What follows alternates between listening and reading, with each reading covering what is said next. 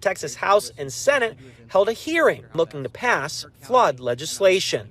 Alert systems, communication to make sure people can actually communicate with one another, making sure that the money's there to help with the disaster relief.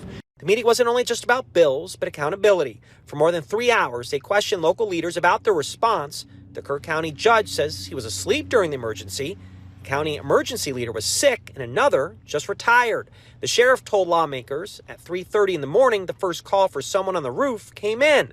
About an hour later, firefighters asked for a code red alert. However, the sheriff says it took nearly 40 minutes until it was issued. That was at 5:01 in the morning. But for whatever reason, in this moment, there was nobody to properly sound the alarm. Is that what I'm hearing? They did not send the code red. It took a while, though, to get to those hard questions. For the first couple of hours, much of the testimony centered on the good local leaders did that day. Fearing it may take hours to testify, some neighbors left. They should have had the people speak for. There's 100 of them. Then they can react to it and solve their. No, they're still patting themselves on the back. State lawmakers will now head back to Austin, where they're in the middle of a special session. They don't have a lot of time, though, to work on flood legislation.